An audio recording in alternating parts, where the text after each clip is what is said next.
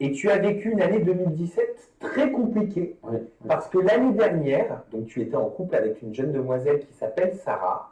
L'année dernière, ta compagne tombe enceinte. Voilà.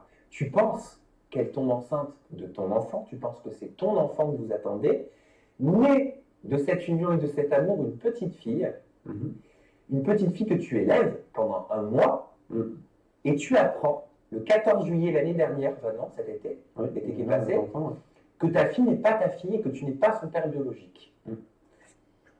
Voilà, Ambrès, j'espère que vous allez mal et si ce n'est pas le cas, vous n'avez rien à faire ici. C'est Maxon de Pazou et vous êtes en train de découvrir Charles. Charles, en fait, qui fait partie des ch'tis. Très honnêtement, je ne suis pas à l'émission, donc je ne suis pas capable de vous dire justement quel est son profil, qui il est concrètement. Je ne suis pas sûr que pour le décryptage que nous avons fait, ce soit réellement important. Il raconte en fait comment il a découvert qu'il n'était pas le père de sa fille, comme il vient juste de vous le dire. Et c'est assez percutant parce que les Charles, en fait, il y en a beaucoup. Le vol d'éternité, j'en parle énormément sur cette chaîne, c'est un fléau. C'est un véritable fléau qui touche à peu près 20% de la population.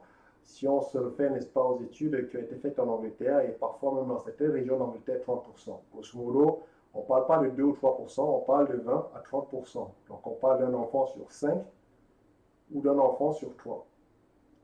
Donc c'est réellement un cancer, n'est-ce pas, qui n'affecte en fait que les hommes. Et il est temps justement qu'on le combatte de manière la plus efficace possible. Et le travail que nous avons fait ici, ça va être un travail justement de pédagogie. Et vous voyez bien que Charles en fait ne reflète pas comme ça physiquement un type qui tient spécialement à sa fille. Il ressemble plutôt à quelqu'un qui a envie de s'amuser. Si on tient compte du fait qu'il a été dans cette émission de télé-réalité des ch'tis, il n'y a pas le profil type, n'est-ce pas, du père. Et pourtant, on se rend compte que c'est quelque chose qui a dû l'affecter. Vous le voyez donc à ses yeux, vous le voyez donc à son attitude. On va le découvrir tout au long de cet entretien. Et vous verrez que, oui, le désir d'être père, c'est quelque chose de foncièrement ancré en chacun de nous. Et ce n'est pas quelque chose qu'on prend à la légère, contrairement à ce qu'on veut laisser croire. Il n'y a pas que les femmes, justement, qui se sentent poussées des ailes lorsqu'elles deviennent mères. Les hommes aussi se sentent, n'est-ce pas, devenir pères et veulent absolument assumer leur responsabilité. Ce n'est pas toujours ce qui est mis en avant et c'est malheureux. Quoi dire? C'est-à-dire que quand ça t'arrive, tu as l'impression que tout tombe sur la tête. C'est-à-dire que voilà, tu as une vie de famille, tu as une femme, tu as un enfant, tu te dis que voilà, tu étais parti pour des années, parce que c'est un engagement, attention, un enfant, on ne prend pas ça à la légère. Enfin, moi, en tout cas, je ne l'ai pas pris à la légère. Et puis, j'apprends là que c'est pas mon sang, que c'est pas ma fille, que c'est pas. Enfin, ça fait un choc. Alors, c'est quoi la première réaction? Parce que j'imagine que tu l'as. En fait, tu as vu le ventre grossir pendant 9 mois en attendant ton enfant, ton bébé, tu l'as vu naître en te disant que c'est. C'est très bien en fait la reprise en fait du journaliste ou le présentateur lorsqu'il parle justement c'est quoi ta réaction et lorsqu'il essaie de nous faire comprendre justement la peine, n'est-ce pas? Et surtout le travail souterrain que font les hommes lorsque la femme évidemment vont naître. On ne va pas se mentir, ce sont les femmes qui accouchent. C'est d'abord donc une activité principalement centrée sur les femmes. On ne va pas raconter des bêtises. Par contre, les hommes accompagnent, en règle générale, évidemment, ce mouvement. Et en tout cas, Charles a accompagné ce mouvement. Et pendant 9 mois, il a cru que cet enfant était le sien. Et pendant 9 mois, il a habité le corps d'un parent. Pendant 9 mois, il a été père. Donc, il a bossé. Il a fait tout ce qu'il fallait faire. Il a certainement dû se retenir. Il a dû certainement se sacrifier. Il a dû certainement mettre de l'argent de côté. Bref, il a dû prendre son rôle, n'est-ce pas, avec le plus, n'est-ce pas, de sérieux possible. Il a dû se mettre donc à réfléchir comme un papa. Bref, ça a une influence réelle dans sa vie. Donc ce n'est pas rien. Et c'est quelque chose qu'on essaie toujours de dénier, comme je vous ai dit, aux hommes. Mais les hommes aussi s'apprêtent à devenir pères. Et les hommes aussi aiment devenir pères. Mais ça, on ne le valorise jamais dans la société, ou plutôt on le tait ou on le minimise. Les hommes sont des êtres responsables. Et lorsque les hommes, justement, sont mis face à la responsabilité, en règle générale, ils l'apprennent. Ta chair ton sang, est-ce que ça change quelque chose quand on apprend en fait que c'est pas son sang? Bah, en fait, tout compte fait, moi, ma première réaction quand je l'ai su, bah déjà, je suis resté comme ça, immobile, pendant, je sais pas combien de temps, pendant, peut-être pas des heures, mais enfin, au moins une bonne trentaine de minutes, où j'étais là et j'avais pas bougé, et j'avais pas réalisé, en fait. Je me suis dit que c'était impossible, parce que tout compte fait, en France, tu peux pas savoir, donc j'avais envoyé un truc à l'étranger, et j'ai reçu un courrier, donc Juste pour votre information, quand il dit en France, tu ne peux pas savoir, les tests de paternité sont interdits en France. Il n'y a qu'un tribunal, n'est-ce pas, qui peut ordonner justement de faire le test de paternité en France. Évidemment, il y a plusieurs pays en Europe justement où c'est le cas. En Espagne, en Angleterre, en Suisse, je crois, en Belgique. Ce sont des pays évidemment où vous pouvez donc obtenir des tests de paternité. Donc quand il vous dit donc en France on ne peut pas savoir, il a absolument raison. En France, il est interdit de savoir que vous êtes le père de votre enfant. Et c'est quelque chose qui vous dit à quel point justement on n'en a rien à foutre en fait de la paternité, on n'en a rien à foutre des pères. C'est réellement ça. Nous sommes en fait des, comment il dirait déjà Metallica, disposable heroes. C'est exactement ce qu'on est. On est des fourmis en fait dans un terrier. Et tout ce dont on est capable de faire, c'est juste de payer, de fermer notre gueule et d'encaisser. Et ce qu'il est en train de décrire avec ces mots est quelque chose de très pertinent et je vous prie réellement de garder cela en mémoire. Voilà quelqu'un qui découvre au bout de 9 mois, ou je ne sais pas combien de temps en tout cas, que l'enfant qu'il a cru être le sien ne l'est pas. Et il vous dit à quel point donc il a été touché. Donc n'écoutez pas toujours ces bobards comme quoi les hommes n'en ont réellement rien à foutre de leurs enfants. C'est absolument faux. Les hommes adorent leurs enfants. vous le croyez, et là, je vois chance de paternité, donc tu as sur 100%, et moi 0%, c'est-à-dire qu'il n'y a vraiment aucune chance. C'est-à-dire que c'est pas 1%, c'est pas 2%, c'est pas 50%, c'est 0. C'est-à-dire que c'est pas ma fille. Et qu'est-ce qui t'a mis la puce à l'oreille? Apparemment, je crois que tu recevais des coups de fil de ta belle famille qui te disaient de faire attention, c'est ça? C'est-à-dire qu'en fait, moi, quand je me suis mis avec Sarah à l'époque, elle n'était pas dans une optique de se poser. C'est-à-dire que moi, j'ai eu un coup de foudre envers elle qui n'était pas forcément réciproque. Donc, elle est dans une période où moi, j'ai été avant elle, où je m'amusais un peu, etc. Et c'est vrai qu'on avait pas mal de cassures. Regardez comment elle essaie de trouver donc des excuses donc, à cette compagne qui clairement l'a trompée. C'est absolument pathétique. Mais bon, ce sont les hommes. Il faut toujours qu'ils trouvent des raisons. Il faut toujours qu'ils essaient donc d'atténuer, n'est-ce pas, la douleur. Mais concrètement, cette fille l'a trompé. Et il a fini par découvrir qu'elle avait trompé, par les faits scientifiques qu'elle avait trompé. Et la seule chose qu'il est capable de dire, c'est non, en fait, elle ne voulait pas se poser. Si tu ne veux pas te poser, tu mets des capotes. Si tu ne veux pas te poser, tu avortes. Si tu ne veux pas te poser, tu prends la pilule. Tu prends la pilule du lendemain. Tu prends les 18 méthodes de contraception que vous avez pour les femmes. Et tu évites donc d'avoir des enfants. Cette femme n'a aucune excuse, je l'ai toujours dit. L'encre, n'est-ce pas,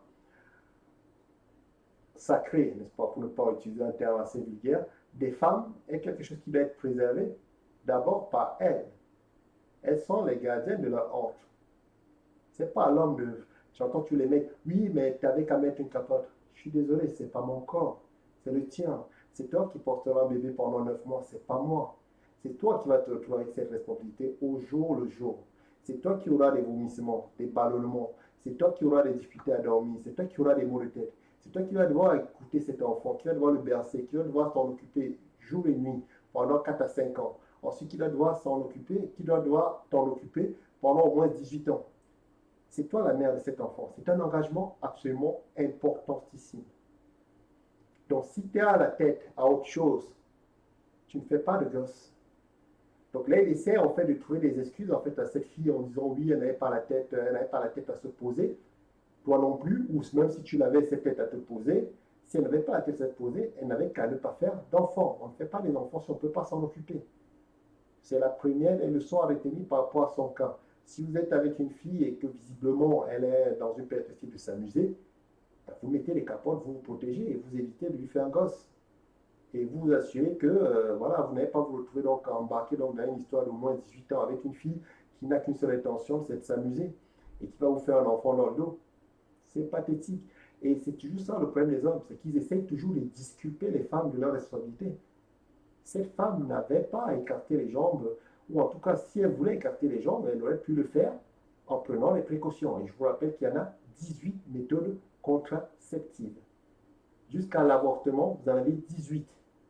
Vous avez la pilule du lendemain, le stérilet, le patati, le patata. Vous avez tout pour les femmes, jusqu'à l'avortement. Eh ben non, elle voulait s'amuser. Mais c'est quand même dit, pendant que je m'amuse, peut-être que je pourrais faire un enfant, vous savez. Peut-être que je pourrais aller donc aux Champs-Élysées, m'acheter un sac, vous savez, parce qu'aujourd'hui on fait des enfants comme si c'était des jouets. Et c'est ça le problème avec notre époque. Je ne suis pas en train de demander aux femmes de ne pas s'amuser. Je suis juste en train de dire aux femmes d'être aussi responsables que les hommes. De prendre soin de leur corps et de se dire qu'elles sont les premières justement à prendre soin de leur corps. Ce n'est pas à l'homme de se préoccuper de ton autre. C'est à toi d'abord et avant tout de prendre la responsabilité justement de ce cadeau qui t'a été donné par la nature. C'est pas rien de faire un enfant. On ne fait pas un enfant avec tout et n'importe quoi. Mais à aucun moment, je me suis dit que durant ces cassures-là, elle aurait été faire autre chose. Ok. Ce qu'il appelle cassure, c'est quoi? C'est qu'ils ont eu des séparations. Et c'est ça aussi, donc, le problème avec les chèvres. C'est qu'ils se disent, lorsque je casse avec ma meuf, évidemment, c'est une sainte. Donc, elle va rester, n'est-ce pas, à regarder Netflix. Elle va appeler ses copines de temps en temps. Elles vont sortir prendre un verre. Il ne se passera rien. Pourquoi? Parce qu'elle m'adore tellement, n'est-ce pas, qu'elle n'a pas de besoin physique, qu'elle ne tombera jamais amoureuse de qui que ce soit et qu'elle n'a pas envie d'écarter les jambes pour quelqu'un d'autre. Parce qu'évidemment, sa meuf lui est totalement acquise. Vous savez, c'est juste ce côté démiurge, quoi. Donc, c'est moi. Et c'est c'est l'ego des mecs. Donc, plusieurs fois, n'est-ce pas, il a rompu avec sa meuf, ou plusieurs fois, ils ont eu des bisbilles, et puis elle a pris ses claques, et puis elle s'est tirée. Et le mec, il a cru que pendant qu'elle s'est tirée, en fait, elle allait dans un monastère. Non, elle allait baiser avec d'autres mecs. C'est même sans doute pour ça qu'elle casse avec toi. Et elle a fourré avec pas mal de mecs. Et lorsque tu es revenu pour la récupérer, parce que chèvre comme tu es quand même revenu pour la récupérer, ben écoute, elle a dit merci parce que tu étais la chèvre justement de garde. Tu étais la petite chèvre justement qu'elle aurait pu donc garder. C'était le bêta des services sur qui elle pouvait s'appuyer justement.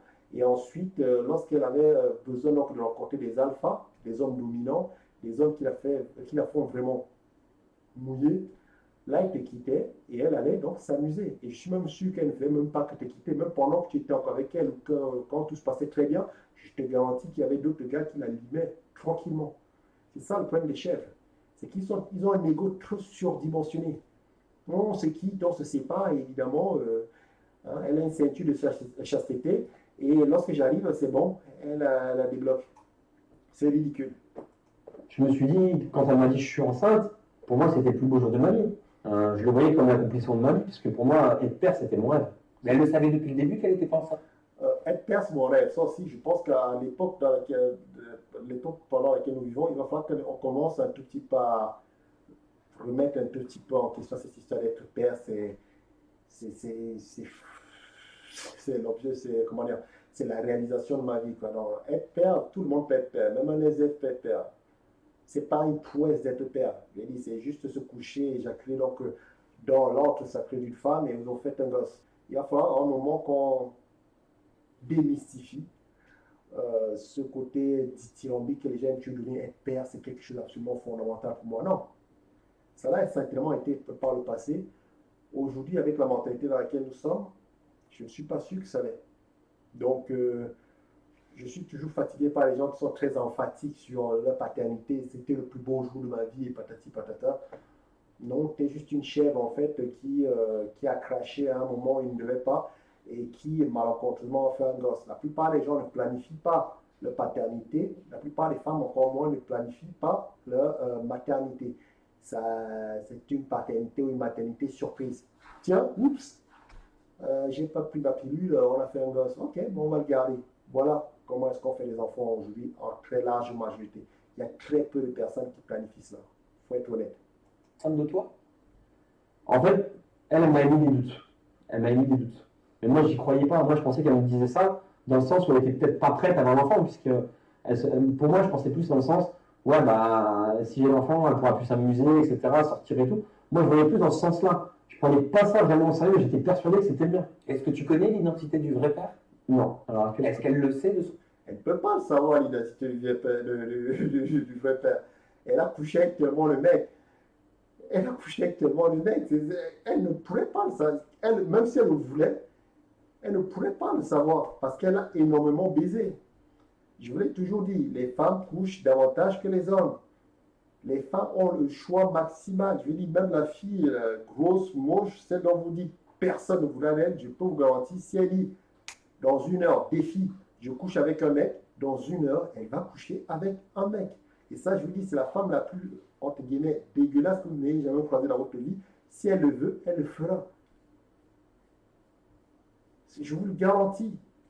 Je vous le garantis. N'essayez pas d'être en concurrence avec une femme par rapport, oui, j'ai couché avec 10 meufs, tu vois, avec 12 meufs, avec 20 meufs.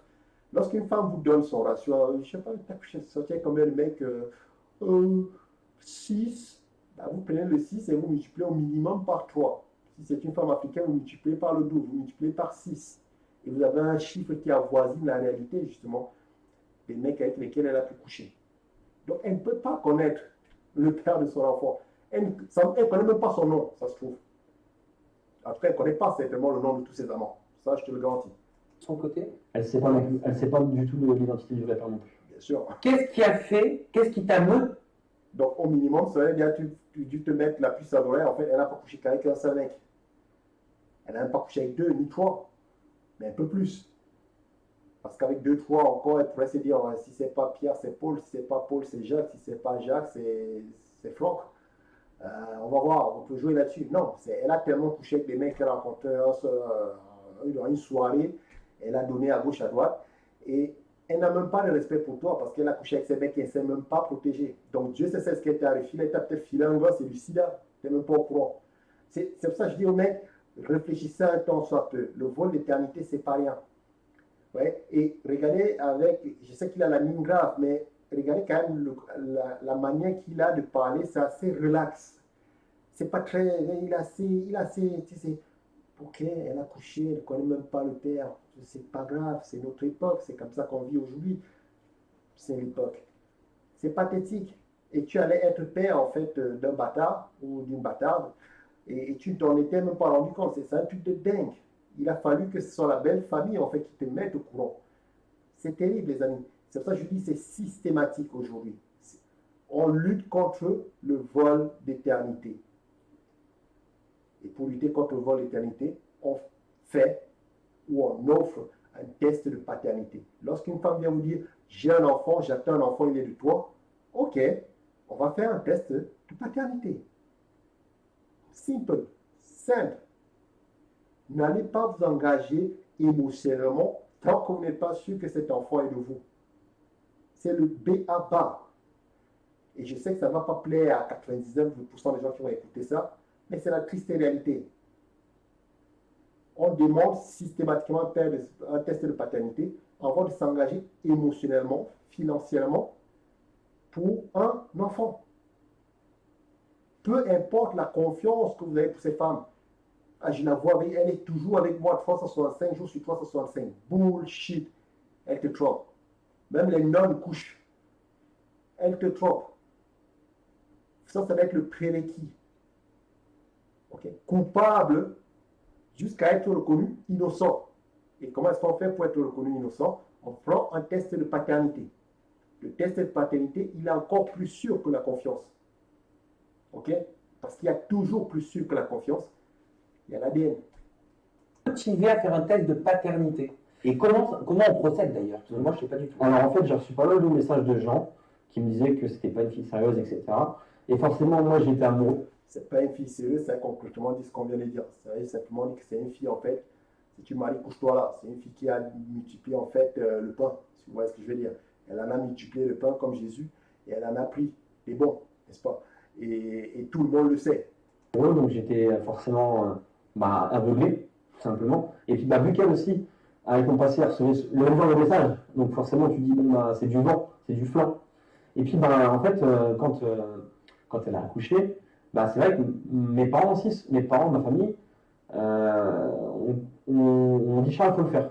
Charles, il faut le faire parce que tu ne peux pas vivre avec ce doute qui s'était installé par rapport à tout ça, au fur et à mesure. Et je me suis dit, de toute façon, il n'y a pas le choix. Il n'y a pas le choix. Ça aussi, c'est très bien. C'est très important de garder toujours autour de vous donc une structure familiale, une structure amicale. Ok, restez entouré, discutez avec vos amis, discutez avec les membres de votre famille. Donc, ce n'est pas des nouvelles comme celle-là qui vont avoir un impact absolument fondamental sur votre vie et vous le gardez tout seul pour vous et votre copine, la femme de votre vie. Ce genre de bouffonnerie. Non, on partage avec ses meilleurs amis, on échange les idées systématiquement. Ce n'est même pas à nous d'ailleurs de le faire. Ça aurait dû être un prérequis aujourd'hui dans la Constitution française ou dans la loi française. Lorsqu'un enfant est en maternité, lorsqu'un bébé naît, on fait un prélèvement sanguin et on fait un test de paternité, on fait un test ADN pour savoir justement qui est le père. Ne serait-ce que pour le bien de cet enfant. Imaginez que cet enfant né, il a besoin d'une transfusion sanguine, il a besoin, je ne sais pas, peu importe, il a besoin de sang dans X ou Y. Il faut qu'on puisse tracer que non, ça c'est réellement son père et son père va être capable de lui donner ce même sang. On doit pouvoir, ne serait-ce que pour les raisons sanitaires, protéger les prochaines générations justement de ce genre de découverte où vous avez un père par exemple qui se retrouve dans une situation critique, il a besoin de transfusion sanguine, il a besoin de, je ne sais pas, un rein, peu importe. Et là, on va demander à un fils et on se rend compte que non, en fait, c'est pas le même groupe sanguin, ce n'est pas son fils, quoi. Et le type, il a l'article de la mort, et il découvre non seulement qu'il va crever, mais en plus de cela, que son fils qu'il a élevé pendant 20-30 ans n'est pas le sien. Et que la connasse qu'il doit apporter lui, en fait, l'a toujours trompé avec son voisin ou avec le boulanger. Ça, c'est la triste réalité, les amis. Donc, c'est à l'État d'instituer cela. À la maternité, tout gosse qui sort à la maternité devrait avoir un test de paternité strict. En tout cas, il doit avoir un carnet génétique. Un carnet génétique. Et tout homme, justement, qui s'est dit père de cet enfant, devait, avant de signer le certificat de paternité, devait passer son test de paternité pour qu'on s'assure que les deux sont totalement compatibles, que les deux sont réellement, donc, ont réellement donc, le même sang. Mais on vit dans une époque, justement, comme je vous ai dit, qui n'a rien à cirer, en fait, des hommes. Et, ma foi, qu'est-ce qu'il faut faire? Se protéger. Tout seul. Parce que l'État français ne le fera pas pour vous. Il vous l'a déjà dit, c'est interdit en France. Il y a un moment donné, pas le choix. Et ça a été très long, parce que avoir le courage de faire la démarche, parce que le dire c'est bien, mais faire la démarche. Mais c'est quoi, ça avec le sang? Alors c'est salivaire. C'est salivaire. Alors tu prends un petit coton-tige. Ouais. Moi je mets un petit coton-tige, donc il y a ma salive, il y a mon. Voilà. Et la même chose dans un tube. Dans un tube, voilà. La même chose avec l'enfant. Pareil, voilà. Elle le savait, Sarah, que tu étais en train de faire ça? Oui, je lui ai dit. Je lui ai dit, elle le savait, puis elle le comprenait aussi, puisque voilà, elle se dit à un moment donné. Et de là. Les amis, on va être honnêtes. Il faut être honnête. Il va falloir que vous le fassiez donc, à la palestinienne. Quoi. Donc, il va falloir que vous le fassiez donc, en sous-marin, en règle générale. Rares sont les filles qui vont accepter parce qu'elles vont vous parler directement de confiance et puis ça va créer des tensions inutiles. Non. Vous n'êtes pas obligé d'aller signer le certificat de naissance de votre enfant le premier jour du soir de sa naissance. Vous pouvez attendre, normalement, je crois légalement, c'est 5 jours. Vous pouvez attendre une semaine. Et lorsque vous avez votre enfant, je sais qu'il y a l'un de vous qui m'avait demandé d'en parler. Lorsque l'enfant naît, vous vous rendez tout simplement, vous faites venir, vous achetez donc un test, un kit, comme il a si bien dit, et vous avez donc les tampons qu'il faut mettre dans la bouche de l'enfant. Et lorsque l'enfant naît, vous avez, comme en tant que père supposé, le droit de tenir votre enfant avec vous. Okay? Donc, vous pouvez trouver un moment pendant les heures et les heures que vous avez passé donc, à la maternité avec votre enfant, si vous avez la possibilité de tenir pendant ces heures ou ces jours. Vous allez trouver certainement une fenêtre de tir, ça prend quelques secondes de prendre un coton-tige, de badigeonner en fait l'intérieur de la bouche en fait, de l'enfant et ensuite de le mettre donc, dans l'étui et ensuite c'est fini. Donc c'est quelque chose qui doit prendre au moins de 5 secondes. Mais vous n'avez pas besoin de le crier sur tous les toits. Écoutez, je suis en train de faire un prélèvement donc salivaire. Donc de la discrétion. Et voilà, une fois que vous avez fait ça, vous en expédiez en Espagne et 48 heures plus tard, vous avez le résultat. Donc, au bout d'une semaine, vous pouvez savoir si vous êtes vraiment le père. Et là, vous allez pouvoir vous rendre donc à la mairie et signer la documentation qui va avec. Parce que sachez une chose, c'est si vous signez la reconnaissance comme quoi vous êtes père et donc sur le certificat de naissance, vous êtes le père, bah, si vous le découvrez, je ne sais pas, un mois plus tard, vous ne pouvez plus aller changer d'idée en disant non, non, c'est pas moi le père. Ah non, c'est fini. Là, il faut maintenant passer par un tribunal, il faut passer par un juge. Donc, il faut aller récupérer donc un avocat, il faut payer un avocat, passer au tribunal justement pour qu'on défasse votre paternité. Et ce n'est pas quelque chose justement qui est gratuit, si vous voyez ce que je veux dire. Donc, ça devient très, très lourd. Donc, soyez intelligent. Test de paternité, ça coûte une centaine d'euros. Prenez votre test et discrètement, vous avez une fenêtre de tir d'une semaine, grosso modo. Vous avez une semaine avant de déclarer la paternité. En une semaine, vous pouvez faire des miracles. Donc, avant que le gamin ne naisse, vous avez déjà fait venir votre test. Vous avez déjà votre kit. Et il naît, vous avez une ou deux journées où vous allez prendre votre fenêtre de tir de 5 secondes. Quand personne ne vous voit, vous badigeonnez l'intérieur et vous l'envoyez tout ça en Espagne. Ça va, et voilà. En une semaine, vous avez les informations et vous savez si vous êtes vraiment le père. Et là, vous vous rendez donc à la mairie pour faire le test, la reconnaissance de paternité. Et si ce n'est pas le vôtre, ben, vous dites que vous avez échappé à une balle et puis vous lui annoncez la bonne nouvelle et ensuite vous vous cassez de là parce qu'on n'avait rien à voir et que vous demandez de trouver donc parmi tous les crétins qu'il a baisé, de trouver, n'est-ce pas, le crétin, n'est-ce pas, la chèvre justement qui va endosser donc le rôle qui vous était dévolu. On s'est disputé. Donc on s'est disputé, etc. Donc elle a parti dans le Nord, puisque moi je vivais avec elle à La Rochelle, puisque je vivais avec elle depuis presque le début. Et au même moment, j'ai reçu ce fameux papier qui me dit bah voilà, au test de paternité, 0%.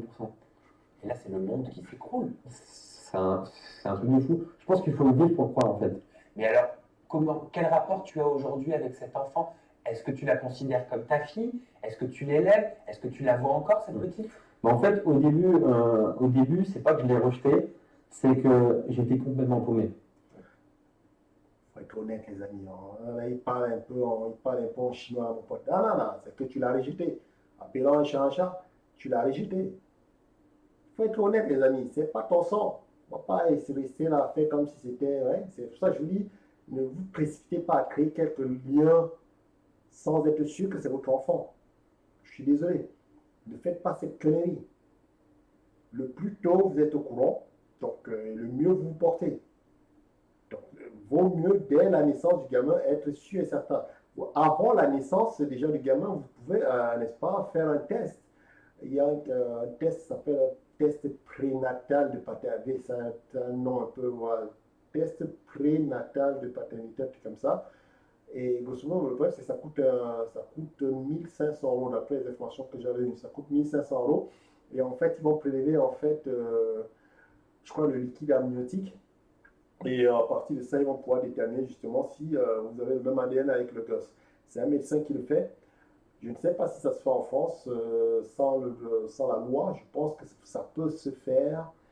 Il faudrait trouver une bonne raison. Enfin, il faudrait faire appel à un médecin, il faudrait faire appel à des personnes justement qui sont sachants, qui sont savantes, qui sont passées par là. Je n'ai pas plus d'informations que ça, je ne veux pas dire des conneries. Mais ça coûte 1500 euros dans ces eaux-là et c'est un médecin qui le fait. Et avant que le gamin ne naisse.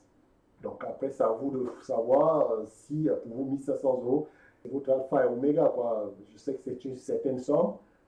Mais non, est-ce que vous voulez savoir si vous êtes vraiment le père avant de vous engager émotionnellement avec ce gamin pendant au moins 18 ans?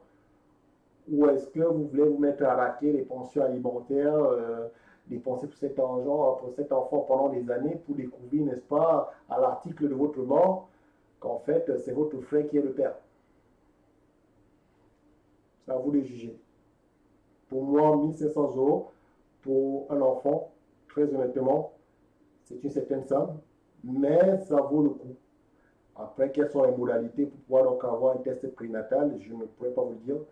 Mais si c'est quelque chose qui peut être fait sans qu'on ait besoin de l'intervention de la loi, je conseille à toute personne là-dedans de le faire. Le souci, c'est que pour le faire, ben, vous l'avez compris, il faut aussi l'assentiment de la femme. Et donc, c'est un peu compliqué. Donc, concrètement, votre fenêtre de tir, c'est grosso modo 0 à 7 jours après la naissance du gamin. Sans aucune perturbation, sans aucune larme, sans aucune, vous savez, les exercices de culpabilisation, mais je pensais que tu avais confiance en moi, comment, tout ce genre de bouffonnerie. Voilà, la confiance n'exclut pas la méfiance, surtout quand j'habite à l'ouest et on se sépare, on a des cassures, comme il a dit, où tu retournes à Douai ou je ne sais pas où dans le nord, tout ça, tu couches à gauche à droite, tu as une vie assez dissolue. Excuse-moi de douter, excuse-moi de vouloir être sûr, n'est-ce pas, que ce gamin est réellement mon gamin. Je ne savais pas comment réagir puisque c'est une situation que j'avais jamais vécue. Donc quand c'est une situation qu'on n'a pas vécue, on ne sait pas comment la gérer, tout simplement. Donc j'ai beaucoup été soutenu par mes proches et par ma famille. Et c'est vrai que de là, par la suite, j'ai repris contact avec Sarah, du coup, la mère de l'enfant, Parce qu'elle s'était éloignée de toi avec elle l'enfant. s'était éloignée de moi dans le Nord. La chèvre. La chèvre. Tu as découvert que ce n'est pas ton enfant, mon pote, passe à autre chose. Tu sais, le mec qui est en train de jouer les chevaliers, comment, les chevaliers blancs. Passe ta route, c'est pas ton enfant, c'est pas ton SDN. Elle t'a trompé, elle t'a tellement trompé qu'elle ne se rappelle même pas du nom de son père, elle ne sait même pas qui est le père de son enfant. Elle s'est tirée de là parce qu'elle s'est rendue compte que tu l'as démasqué. Et malgré ça, chèvre que tu es, parce que j'ai repris contact avec elle, qu'est-ce que tu vas te foutre dans une merde? Tu fais partie des heureux élus qui ont eu la chance justement d'éviter la balle. Mais non, il faut quand même que, en tant que chèvre, tu te précipites, n'est-ce pas, pour aller sauver la journée. Les mecs qui jouent les héros, quoi, c'est pathétique. Des fois, les mecs qui réfléchissent, je ne sais pas à quoi ils réfléchissent, mais c'est juste pathétique à observer, quoi. Et enfin, Tu m'étonnes que le mec qui finit chez les ch'tis, quoi. donc elle est revenue parce que forcément, plus quand c'est comme ça, tu as un sentiment d'inachevé. Faux, elle est revenue parce que tu étais la chèvre qu'elle avait, qui était le bêta, la chèvre qu'elle avait choisie justement pour élever ses gosses. Crétin. C'est simplement parce que tu es la chèvre. Les alphas qui l'ont baisé, les mecs qui l'ont baisé, qui n'en avaient rien à foutre de sa gueule, mais qui l'ont baisé, ils ont tiré un coup, ils sont passés à autre chose. Les mecs qui ne vont pas rester avec elle. Et elle le sait que ces mecs-là, ils ont le choix, ils ne veulent pas d'elle. Elle était juste une fille parmi toutes les filles que ces gens baissent. Mais toi, tu étais la chèvre, justement, qui était décidée à l'épouser, à lui faire des enfants. C'était la femme de ta vie. Tu étais le bêta de base et qui avait décidé, justement, qu'il allait construire quelque chose de solide, qu'il allait se poser avec elle. Donc, elle ne revient pas pour ta gueule, connard. Elle revient pour sa sécurité. Elle revient parce qu'elle sait exactement que tu vas faire le boulot. Chèvre que tu es, tu vas essayer d'endosser, n'est-ce pas, le costume de héros. Et tu vas dépenser de l'argent sur un enfant qui n'est pas le tien. Crétin. Putain, les mecs, pathétiques. Parce que tu te dis, elle a peut-être fait des erreurs, et peut-être que moi, dans ma vie, j'ai peut-être fait aussi beaucoup d'erreurs. Putain, tu as tué quelqu'un? Tu as fait combien d'erreurs dans ta vie qui t'ont condamné à 18 ans? Si tu as tué quelqu'un, tu as commis un homicide, ok, tu as fait une erreur dans ta vie, tu as passé 18 ans en prison, ok. Parce que concrètement, cette femme a fait une erreur qui va te responsabiliser pendant 18 ans. Pendant 18 ans, tu vas devoir raquer, tu vas devoir payer. Pendant 18 ans, tu seras au purgatoire. Crétin. As-tu fait des erreurs de ce calibre? Et au nom de quoi dois-tu endosser les erreurs des autres? C'est sa vie, ce sont ses choix. On fait tous nos erreurs, on les porte. Chacun porte son fardeau. Pourquoi tu joues les héros? Au nom de quoi tu joues les héros? Elle a fait des erreurs, tout le monde fait des erreurs, machin. Tu lui files des excuses. Elle t'a trompé, crétin, et pas qu'une fois. C'est un truc de les mecs. Aucune personnalité. Pas de couilles, quoi. Je me suis dit, moi, j'ai aussi beaucoup fait de conneries. Elle a fait des conneries, elle se rendait pas compte, parce que c'est pas nécessairement une fille méchante comme je peux entendre sur les réseaux. C'est pas une fille méchante. Oh les mecs, on est quand même cons. C'est pas une fille méchante, mais elle était quand même prête à te faire endosser le rôle de père pendant 18 ans au minimum. Si un membre de ta famille n'avait pas été présent pour te convaincre justement que tu ne pouvais pas vivre avec le doute, aujourd'hui tu serais père d'un enfant qui n'est pas le tien. Et comme une chèvre en fait, tu aurais endossé totalement le rôle et tu aurais d'ailleurs cru que c'était ton enfant. Et même si elle t'avait dit à 100% que ce n'était pas ton enfant, parce que tu étais verrouillé, parce que tu avais construit, n'est-ce pas, ce lien avec cet enfant, tu te serais senti obligé, n'est-ce pas, de jouer ce père de substitution et d'être un vrai père pour cet enfant. Si vous faites comme ce mec, vous êtes une chèvre. C'est tout ce qu'il y a à dire là-dessus. Vous ne pouvez être qu'une chèvre. Définissez-vous comme une chèvre, c'est tout ce que vous êtes. On n'est pas là pour élever les enfants des gens. Faites vos propres enfants. Le vol d'éternité, ça suffit. Vous n'êtes pas là pour élever les enfants des gens. Vous ne pouvez pas penser comme cette chèvre. Jamais. Si elle a fait un gosse avec quelqu'un d'autre, elle a couché avec quelqu'un d'autre. J'entends des chouins, voilà, des manières, C'est une choix. Crétin, hein. des gros mots, etc. Mais enfin, non, c'est juste. Il y en a beaucoup des gens aujourd'hui. Enfin, c'est comme du fréquent, une nana qui trompe son mec. Je suis désolé. Alors d'aujourd'hui, il y a combien de couples qui peuvent me dire, me regarder dans les yeux, elle me dit Charles, elle s'est jamais trompé, ça n'existe presque plus. Ah, ok. Et donc, c'est pour ça que toi, tu te sens obligé, n'est-ce pas, d'endosser dans le rôle de super-héros. Parce que toutes les femmes aujourd'hui couchent avec à tout va et qu'elles trompent à tout va. C'est pas moi qui le dis, hein, c'est Charles qui vient de le dire, les amis. Hein. Donc, merci quand même de rappeler quand même une évidence. Hein. Mais bon, on va être au moins courageux, au moins de reconnaître au moins cette réalité-là. Ok? Mais donc, parce que cette réalité, elle est celle-là, que demain, si une femme, n'est-ce pas, qui a couché avec tout le village vient te dire c'est ton gosse, tu vas prendre le gosse et dire oui, c'est le mien. Après, tu fais ce que tu veux. Moi, je dis pas aux mecs, on ne couche pas avec des vierges. Hein. Les vierges, aujourd'hui, ça n'existe pas, comme il est en train d'expliquer. C'est quasiment mission impossible. Okay? Donc, voilà, ça, c'est la réalité. On fait avec. Si vous voulez être père, sachez que vous allez devoir passer derrière une centaine de bites. Il faut juste l'accepter. C'est notre époque. Par contre, cette femme doit aussi comprendre que si vous êtes prêt à risquer, n'est-ce pas, de passer après une, et encore une, je suis très gentil, hein, mais très très gentil. On va dire une, mais bref, entre une centaine de bites, bah, vous voulez juste savoir si vous êtes réellement le père de l'enfant. C'est le minimum que je demande. Tu as le droit de faire des saloperies, j'ai encore le droit de savoir si je suis le père de cet enfant. C'est tout ce que je dis au mec. Le vol d'éternité, ça existe. Donc, test de paternité systématiquement. Elle a le droit de faire ce qu'elle veut de son corps. Vous avez le droit de savoir que vous élevez votre enfant. Au minimum. Puisqu'on en est quasiment au stade aujourd'hui où la fidélité est devenue donc une vue de l'esprit. L'époque de nos grands-parents, elle est révolue. Elle est révolue. Donc pour moi, je voyais le truc. Au début, j'en ai beaucoup voulu. Et après, je vais jamais pardonner parce que ça, on ne peut pas oublier. C'est ancré. Et puis j'étais tellement mal, tellement pas bien, que je me suis dit, allez, on retente. On retente. Il est excellent. J'étais tellement pas bien que je me suis dit, c'est bon. Tu m'as tellement pris pour une chèvre que j'ai décidé en fait que non, il fallait que je vive avec toi. Tente et on voit ce que ça donne. Et donc, tu étais prêt à élever cet enfant comme le tien. Merci, vieux père. J'étais prêt à élever cet enfant comme le mien et je suis peut-être encore prêt, je ne sais pas. Enfin, si tu veux, moi, mon envie, si je m'écoute moi dans ma tête, pour moi, oui. Pour moi, c'est comme ma fille et je vais dire. S'il te plaît, ne t'écoute pas. Ne t'écoute pas. D'ailleurs, tu t'es écouté, tu as fini chez les ch'tis. S'il te plaît, ne t'écoute pas, vieux père. Écoute tes parents, écoute ton entourage, écoute les gens qui savent. Ok, fais-leur un petit confiance. Si ton lien sorti d'une putain d'impasse dans laquelle tu t'es embarqué, pauvre crétin, tu t'en étais même pas rendu compte, écoute les gens qui savent. Les amis, voilà le type de raisonnement qu'il faut absolument sortir de votre tête. Vous n'êtes pas là pour élever les enfants des gens. Jamais.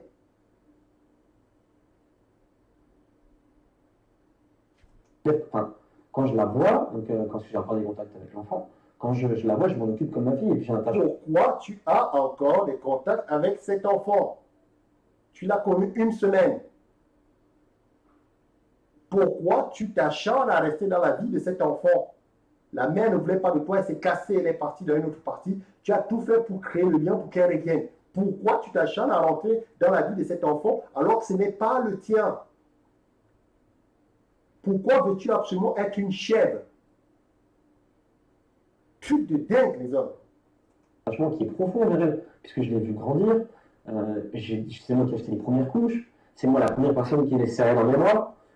Et puis la personne qui est censée être le père, qu'on ne connaît pas, il ne réapparaît pas. Donc il n'y a pas non plus un désir d'avoir cet enfant-là. Qu'est-ce que cet enfant-là dans la vie va devenir? Mais c'est une peur, ça, que le père biologique réapparaisse. Qu'est-ce que cet enfant? C'est ton problème? On s'en fout de savoir ce que cet enfant va dire. Tu n'es pas le père de cet enfant. Ne prenez pas de responsabilité pour des enfants qui ne sont pas les vôtres. Je le dis clairement. Cessez de jouer les héros, les mecs. Cessez de jouer les chevaliers blancs. Ce n'est pas ton gosse. Cet enfant, tu ne lui dois rien. Et le père de cet enfant, je te garantis une chose, il ne sait même pas que cet enfant existe. D'ailleurs, la mère ne connaît même pas le père. Le père de cet enfant est certainement en train de faire d'autres enfants avec d'autres connasses. Excusez-moi pour le terme. Il est en train de faire des enfants avec d'autres femmes, comme Sarah. C'est-à-dire qu'il est en train de répandre sa semence à gauche, à droite. Il est où ton problème? Pourquoi est-ce que tu es encore dans la vie de cet enfant? Laisse cet enfant avec sa mère se débrouiller. Ce n'est plus ton problème. truc de dingue, les mecs. Paraissent ou pas? Bien sûr que c'est dur parce qu'il faut savoir que si moi je le reconnais et que ce père biologique réapparaît, je perds tous mes droits. Mais c'est la moindre des choses. Pourquoi tu le reconnaîtrais? Ce mec est juste hallucinant de bêtises, quoi. Oh. C'est dégueulasse.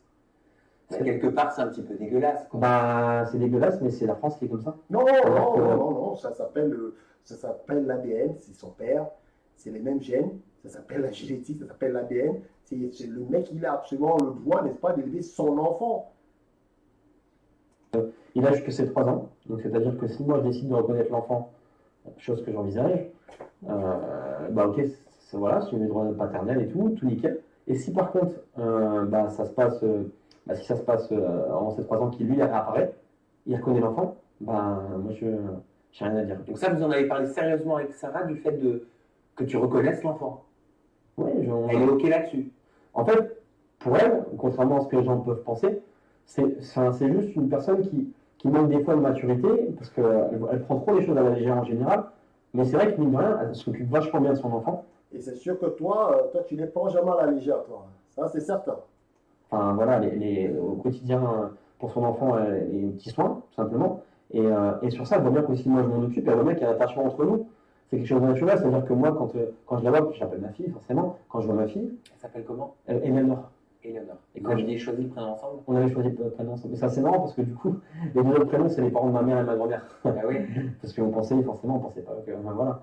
Et quand donc, je dis, quand ma fille me voit, enfin, la première chose qu'elle fait, c'est qu'elle sourit parce qu'elle est contente de me voir. Toi, tu ressens qu'elle sent que tu es son papa? Ouais. Puis je vois dans ses regards, des fois, elle est là. Et enfin, c'est un enfant très intelligent. Et elle me regarde, et puis quand on se dispute, par exemple, enfin, quand on se parle et qu'on se dispute, parce que forcément, bah, on se reproche des choses. Hein, et bah, Attention à pas trop le faire devant l'enfant parce que c'est en magazine tout petit. oui, ça. mais en fait, elle n'est pas dans la même pièce. Ah, d'accord. Elle est dans la pièce d'à côté, nous on dispute, admettons. Ok. Et si elle dort, bah, elle va se réveiller, elle va pleurer. Parce qu'elle sent qu'on dispute. Elle le sent. Elle le sent. Ouais. D'accord. Ouais.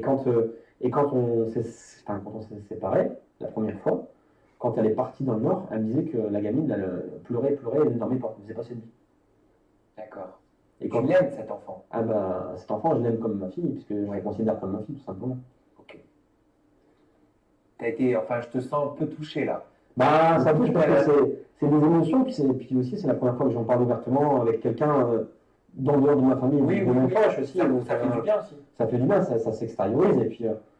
Et puis bah, voilà, quelque part aussi, c'est une histoire qui est dramatique et qui est belle à la fois, puisque bah, au final, pour l'instant, bah, voilà, c'est comme si c'était ma fille. Donc c'est à la fois dramatique et beau à la fois. Et tes rapports avec la maman? Bah, avec la maman, on est toujours en contact. C'est vrai que forcément, bah, moi, tout ce qu'elle a fait, je ne l'ai pas encore pardonné. Voilà, parce que c'est difficile à digérer. Mais vous n'êtes plus ensemble. On n'est plus ensemble, mais on est toujours en contact. Voilà, Vous êtes toujours en contact pour le bien-être de la petite. pour le moyen de la petite, et puis c'est important. Bien sûr, mais ce que je veux dire, c'est que tu n'as plus de sentiments à l'heure actuelle. Je peux pas dire que j'ai pas de sentiments, j'ai plus de sentiments. Mais si tu veux, le problème, quand il y a une chose qui est aussi dure à vivre, bah, c'est pas possible. Les sentiments, c'est pas suffisant en fait. Je me rends compte que j'ai essayé, pourtant, après avoir su que l'enfant était pas de moi, j'ai essayé de m'en mettre avec elle. Mais je me rends compte qu'au quotidien, bah, il n'y a plus la confiance, puisque bah, dès qu'elle fait quelque chose, bah, nanana, et du coup, bah, c'est pas fiable.